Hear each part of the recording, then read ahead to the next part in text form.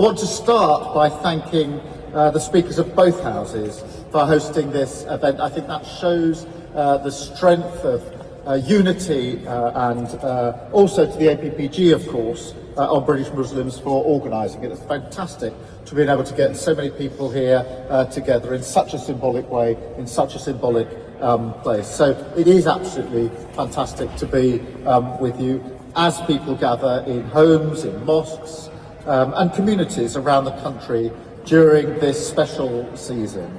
Come together in charity and service and welcome people of all faiths and none for an iftar.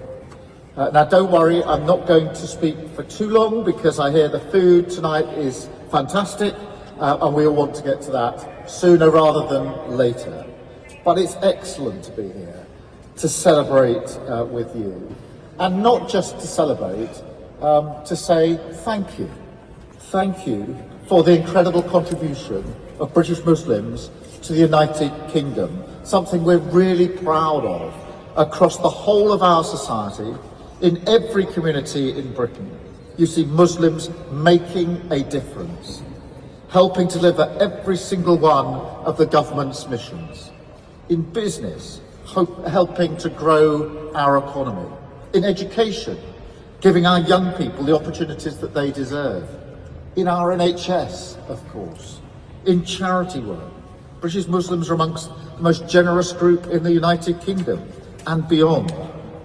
So I must say thank you to you for all of that, and particularly what I know has been a very difficult time for Muslims here in the United Kingdom, with the pain of the conflict in Gaza and the suffering of the Palestinians.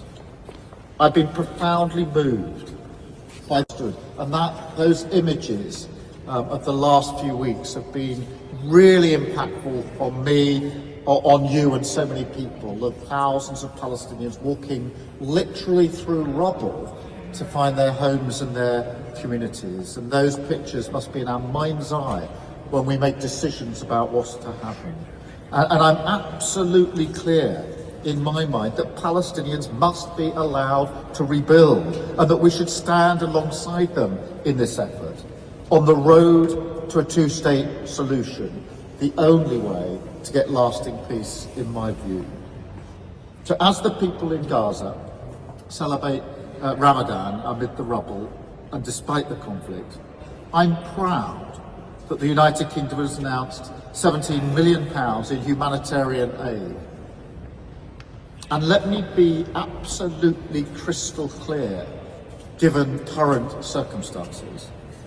It is absolutely vital that aid can get into Gaza at speed and at greater volume to those who need it. Absolutely vital. And we should do everything we can to make sure that that aid gets in at speed, at volume, to the people who need it. We will also do everything we can to sustain the fragile ceasefire, to see the hostages returned, put an end to the suffering, and secure a better future for the people of the Middle East. But I also know that conflict abroad affects communities here back at home, and I think this is felt more profoundly now than it has been for quite some considerable time.